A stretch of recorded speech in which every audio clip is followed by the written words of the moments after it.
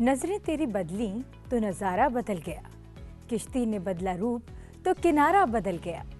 जीवन में परिवर्तन केवल प्रवृत्ति के परिवर्तन से नहीं होता, जीवन का परिवर्तन हमारे नजरिए से होता है। यदि अपने जीवन को बदलना चाहते हैं तो पहले अपना नजरिया बदलें। सुप्रभात, मैं हूं आपके साथ शालिनी खंडेलवाल। सबसे पहले नजर मुख्य गतिविधियों पर। चिकित्सा के क्षेत्र में 2023 के नोबेल पुरस्कार का ऐलान। कैटलिन कारिको और ड्रू वीजमैन को कोविड-19 के खिलाफ खोज के लिए मिला नोबेल। दोनों वैज्ञानिकों की खोज से संभव हो पाया mRNA वैक्सीन का विकास।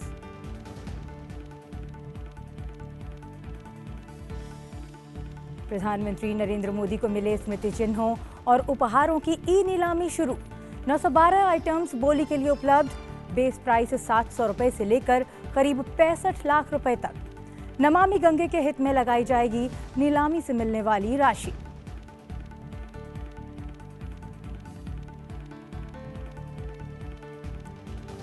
मलेरिया से लड़ने का मिला नया हथियार।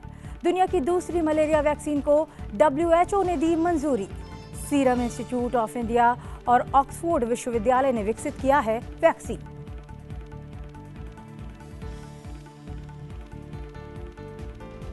सत्ताईसवीं वर्ल्ड रोड कांग्रेस को संबोधित करते हुए केंद्रीय सड़क परिवहन और राजमार्ग मंत्री नितिन गडकरी का दावा, भारत दुनिया का दूसरा सबसे बड़ा सड़क नेटवर्क और दुनिया का तीसरा सबसे बड़ा ऑटोमोबाइल विनिर्माण वाला देश।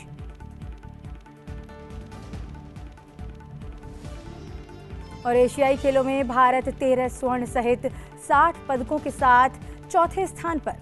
पारुल चौधरी और प्रीति ने महिला 3000 मीटर स्टीपल चेज स्पर्धा में जीते रजत और कांस्य। एनसी सोजन ने महिला लंबी कूद में रजत पदक किया अपने नाम।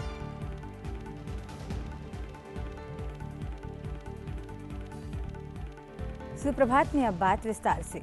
प्रधानमंत्री नरेंद्र मोदी आज चुनावी राज्य छत्तीसगढ़ और तेलंगाना का दौरा करेंगे और इस दौरान वो करोड़ों रुपए की विभिन्न विकास परियोजनाओं का लोकार्पण और शिलान्यास करेंगे।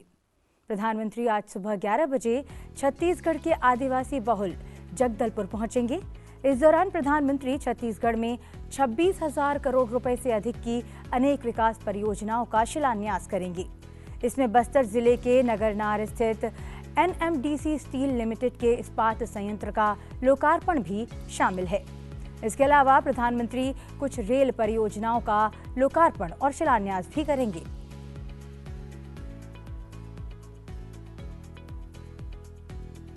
छत्तीसगढ़ दौरे के बाद प्रधानमंत्री तेलंगाना जाएंगे।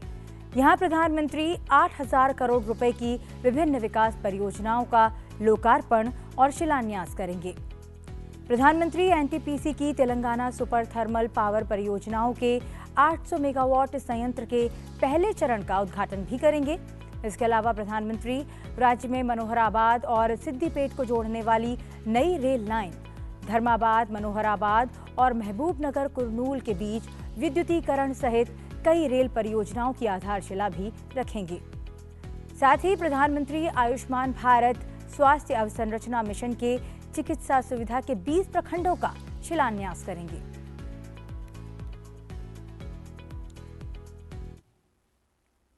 उपराष्ट्रपति जगदीप धनखड़ के निमंत्रण पर डोमिनिकन गणराज्य की उपराष्ट्रपति रकेल पेना रॉड्रिग्स आज से 5 अक्टूबर तक भारत यात्रा पर हैं।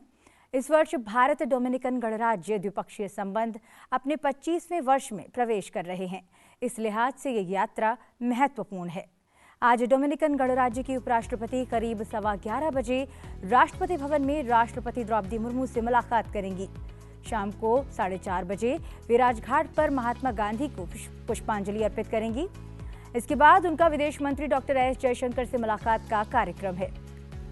कल वो उपराष्ट्रपति जगदीप धनखड़ के साथ चर्चा करेंगी और भारतीय विश्व मामलों की परिषद में भारत डोमिनिकन गणराज्य संबंधों पर लेक्चर देंगी।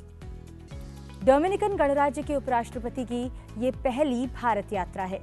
दोनों देशों ने 4 मई 1999 को राजनयिक संबंध स्थापित किए थे। प्रधानमंत्री नरेंद्र मोदी ने सोमवार को राजस्थान के चित्तौड़गढ़ में 7,000 करोड़ रुपए से अधिक की विभिन्न विकास परियोजनाओं का अनावरण किया। इस मौके पर प्रधानमंत्री ने कहा कि राजस्थान का विकास केंद्र सरकार के लिए बड़ी प्राथमिकता है। हमने राजस्थान में एक्सप्रेसवे, हाईवे और रेलवे जैसे आधुनिक इंफ्रास्ट्रक्चर पर बहुत फोकस किया है। उन्होंने कहा कि गैस आधारित अर्थव्यवस्था का आधार मजबूत करने के लिए देश में गैस पाइपलाइन नेटवर्क बिछाने का अभियान चल रहा है। आज चित्तौड़गढ़ में 7,200 करोड़ रुपए के जिन प्रोजेक्ट का शुभारंभ हुआ है, उसमें भी इसका प्रतिबिंब है। साथियों, गैस बेस्ड इकोनॉमी का आधार मजबूत करने के लिए देश में गैस पाइपलाइन नेटवर्क बिछाने का अभूतपूर्व अभियान चल रहा है। मेहसाना से भटिंडा तक की गैस पाइपलाइन बिछाई जा रही है। इस पाइपलाइन से पाली हनुमानगढ़ सेक्शन का आज लोकार्पण किया गया है। इससे राजस्थान में इंडस्ट्री का विस्तार होगा, हजारों नए रोजगार बनेंगे। इससे बहनों के किचन में पाइप से सस्ती गैस पहुंचाने का हमारा अभियान भी तेज होगा। साथियों, आज यहां रेलवे और सड़क से जुड़े महत्वपूर्ण प्रोजेक्ट का लोकार्पण भी हुआ है। इन सारी सुविधाओं से मेवाड़ की जनता का जीवन आसान होगा, यहां रोजगार के नए अवसर बनेंगे। ट्रिपल आईटी का नया कैंपस बनने से एजुकेशन हब के रूप में कोटा की पहचान और सशक्त होगी। प्रधानमंत्री ने कहा कि आने वाले समय में इस अभियान के तहत राजस्थान के अनेक ब्लॉक्स का भी विकास किया जाएगा। वंचितों को वरीयता, इस संकल्प को लेकर केंद्र सरकार ने वाइब्रेंट विलेज प्रोग्राम भी शुरू किया है। इतिहास हमें सिखाता है कि हमें वीरता, वैभव और विकास को एक साथ लेकर आगे बढ़ना चाहिए। आज का भारत भी इसी संकल्प को लेकर के आगे बढ़ रहा है। हम सबके प्रयास से विकसित भारत के निर्माण में जुटे हैं। जो क्षेत्र, जो वर्ग अतीत में वंचित रह गए, पिछड़े रह गए, आज उनका विकास देश की प्राथमिकता है। इसलिए बीते 5 वर्षों से देश में आकांक्षी जिला प्रोग्राम सफलता के साथ चल रहा है। मेवाड़ के, राजस्थान के भी अनेक जिलों का इस अभियान के तहत विकास किया जा रहा है। अब तो केंद्र सरकार इस कार्यक्रम को एक कदम आगे लेकर चली गई है। अब हम आकांक्षी ब्लॉक्स की पहचान कर उनके तेज विकास पर फोकस कर रहे हैं। आने वाले समय में इस अभियान के तहत राजस्थान के भी अनेक ब्लॉक्स का विकास किया जाएगा।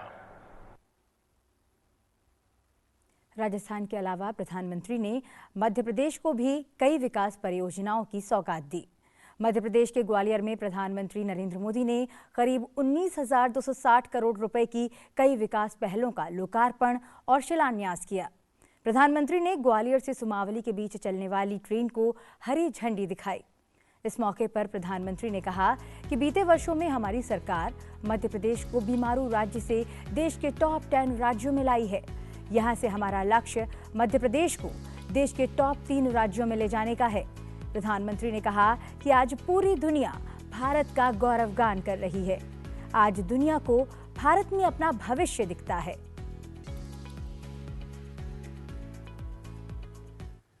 दशहरे, धनतेरस और दीपावली से पहले मध्य प्रदेश के करीब 2.25 लाख परिवार आज अपने नए घर में गृह प्रवेश कर रहे हैं। आज कनेक्टिविटी के भी कई प्रोजेक्ट का यहां शुभारंभ हुआ है। उज्जैन में विक्रम उद्योगपुरी और इंदौर में multi modal logistic park Madhya Pradesh के औद्योगिकरण का विस्तार करेंगे। यहां के युवाओं के लिए हजारों नए रोजगार, उसके लिए निर्माण होने वाले, नए अवसर बनने वाले। आज आईआईटी इंदौर में भी बहुत काम नए शुरू हुए। आज ग्वालियर के साथ साथ विदिशा, बैतूल, कटनी, बुरहानपुर, नरसिंहपुर, दमोह और शाहजहांपुर को नए स्वास्थ्य केंद्र भी मिले हैं। ये केंद्र Ayushman Bharat health infrastructure mission के तहत बने। इनमें गंभीर बीमारियों के इलाज की सुविधा है। मैं इन सभी के लिए आप सबको, मध्य प्रदेश के मेरे परिवारजनों को बहुत बहुत बधाई देता हूं। प्रधानमंत्री नरेंद्र मोदी को मिले स्मृति चिन्हों और उपहारों की ई नीलामी सोमवार 2 अक्टूबर को शुरू हुई। प्रधानमंत्री को मिले स्मृति चिन्हों की नीलामी का ये 5वां संस्करण है। इस बार 912 आइटम्स बोली के लिए उपलब्ध हैं, जिनका बेस प्राइस 700 रुपए से लेकर करीब 65 लाख रुपए तक है। हालांकि ऑक्शन ऑनलाइन होगा, लेकिन कुछ मोमेंटो और गिफ्ट्स को national gallery of modern arts में एग्जीबिशन के लिए रखा गया है। इन स्मृति चिन्ह और उपहारों की बोली पीएम मोमेंटो वेबसाइट पर 31 अक्टूबर तक लगाई जा सकती है।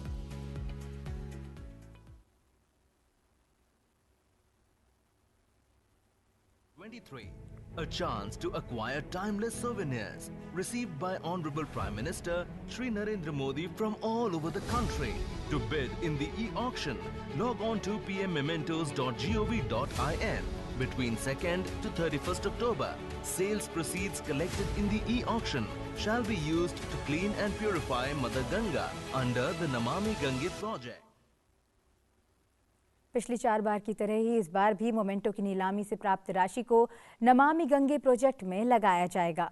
अब बढ़ते हैं आगे और बात करते हैं नोबेल पुरस्कार की। फिजियोलॉजी या मेडिसिन में 2023 के नोबेल पुरस्कार की घोषणा हो गई है। कैटालिन कारिको और ड्रू वीजमैन को यह पुरस्कार दिया गया है। न्यूक्लियोसाइड बेस संशोधनों से संबंधित उनकी खोजों के लिए ये प्रतिष्ठित पुरस्कार उन्हें प्रदान किया गया है। उनकी खोज ने कोविड-19 के खिलाफ प्रभावी mRNA टीकों के विकास में मदद की। नोबेल पुरस्कार की 6 दिवसीय घोषणाएं सोमवार से होने लगी हैं। चिकित्सा के क्षेत्र में दिए जाने वाले इस प्रतिष्ठित पुरस्कार के विजेता के नामों की घोषणा के साथ ही इसकी शुरुआत हुई। आज दोपहर बाद फिजिक्स के क्षेत्र में नोबेल पुरस्कार की घोषणा होगी।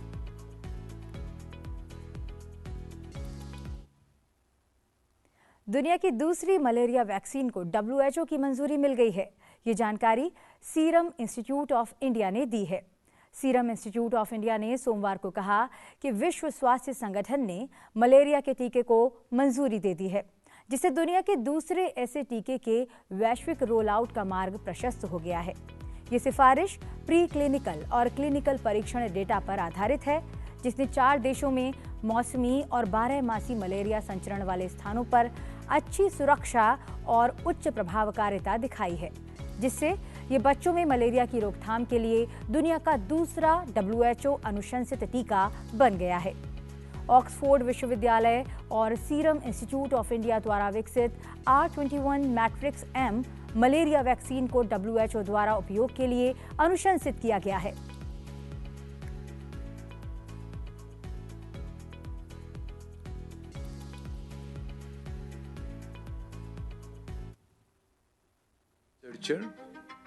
I used to dream of the day when we would have a safe and effective vaccine against malaria. Now we have two. Almost exactly 2 years ago, WHO recommended the broad use of the world's first malaria vaccine called RTSS. Today, it gives me great pleasure to announce that WHO is recommending a second vaccine called R21-Matrix-M to prevent malaria in children at risk of the disease. This recommendation is based on advice from two expert groups, the Strategic Advisory Group of Experts on Immunization and the Malaria Policy Advisory Group. Both groups reviewed evidence from trials of the R21 vaccine, which showed that in areas with seasonal transmission, it reduced symptomatic cases of malaria by 75% in the 12 months following a 3-dose series of the vaccine. A fourth dose given a year after the third was shown to maintain protection. Demand for the RTSS vaccine far exceeds supply. So the R21 vaccine is a vital additional tool to protect more children faster and to bring us closer to our vision of a malaria-free world. Today is a great day for health, a great day for science, and a great day for vaccines. केंद्रीय सड़क परिवहन और राजमार्ग मंत्री नितिन गडकरी ने कहा कि भारत के पास दुनिया का दूसरा सबसे बड़ा सड़क नेटवर्क है। उन्होंने ये भी कहा कि भारत दुनिया का तीसरा सबसे बड़ा ऑटोमोबाइल विनिर्माण केंद्र है। प्राग में 27वीं वर्ल्ड रोड कांग्रेस को संबोधित करते हुए केंद्रीय मंत्री गडकरी ने दुर्घटनाओं को भारत के लिए बड़ी चुनौती बताया। चुनौती से निपटने के लिए सरकार द्वारा उठाए गए कदमों के बारे में बोलते हुए केंद्रीय मंत्री नितिन गडकरी ने कहा कि भारत ने ऑटोमोबाइल इंजीनियरिंग, सड़क इंजीनियरिंग, आपातकाल, शिक्षा और प्रवर्तन से संबंधित कई निर्णय लिए हैं। We are the second largest road network in the world, and now at the same time we are the third automobile manufacturing hub in the world. These are the two strengths, but at the same time we are facing highest number of accidents, and that is to be a big challenge for the country. We have already introduced the road safety agenda into the preliminary education system, trying to change the mindset of the small student people, children. And at the same time, it is important that we are taking help from educational institutions, universities, social organizations, to create awareness in the mind of the people. And I feel that the most important thing in our country, where we need to change the mindset up. For that reason, we are taking help from the sportsmen, film actors, and all the celebrities to educate the people. Bharat की अध्यक्षता में G20 शिखर सम्मेलन के सफल आयोजन के बाद भारत अब P20 का आयोजन करने जा रहा है। ये P20 का 9वां शिखर सम्मेलन है जो 12 से 14 अक्टूबर को नई दिल्ली में भारतीय संसद के द्वारा आयोजित किया जाएगा। इस वर्ष के शिखर सम्मेलन की थीम है एक पृथ्वी, एक परिवार, एक भविष्य के लिए संसद। आपको बता दें कि G20 की अध्यक्षता जिस देश के पास होती है वही देश उस वर्ष P20 का आयोजन करता है। भारत में G20 की 200 से ज्यादा बैठकें 60 शहरों में आयोजित की गईं। कर्नाटक में इस दौरान क्या खास रहा, आइए जानते हैं।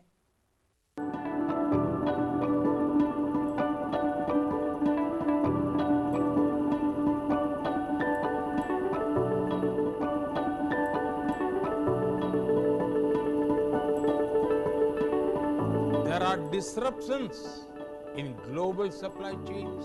Food and energy security have become major concerns across the world.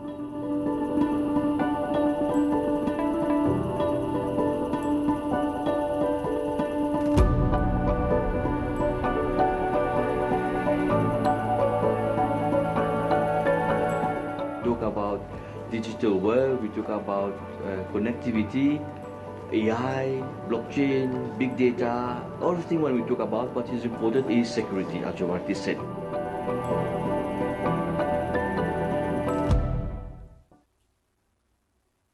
सुप्रभात में अब बात खेल जगत की।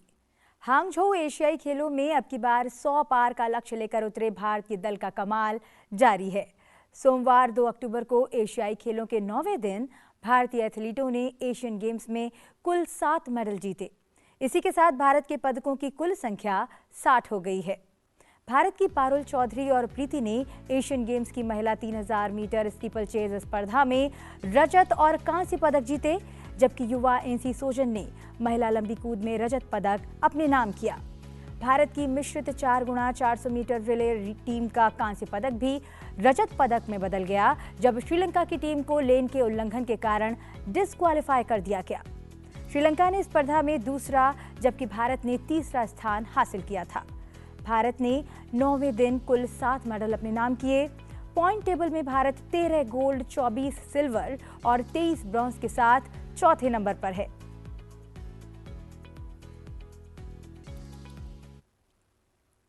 आइए तस्वीरों के माध्यम से आपको दिखाते हैं एशियाड 2023 के 9वें दिन भारत का प्रदर्शन।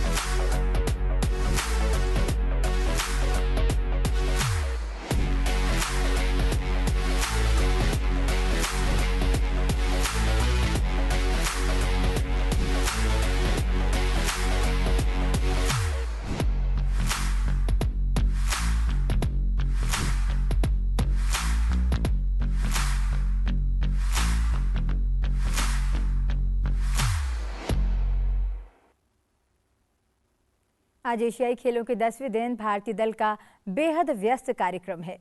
तीरंदाजी में कंपाउंड महिला व्यक्तिगत और कंपाउंड पुरुष व्यक्तिगत मुकाबले हैं। पुरुष क्रिकेट क्वार्टर फाइनल मैच में भारत और नेपाल का मुकाबला शुरू हो चुका है।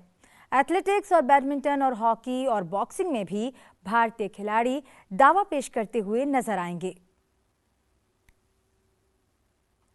अब बात करते हैं आज के दिन से जुड़े इतिहास की और जानते हैं आज के दिन से जुड़ी मुख्य घटनाओं के बारे में। 3 अक्टूबर साल 1672 को राणा अमर सिंह द्वितीय का जन्म राजस्थान के मेवाड़ में हुआ। वे मेवाड़ साम्राज्य के राजपूत राजवंश के राजा थे।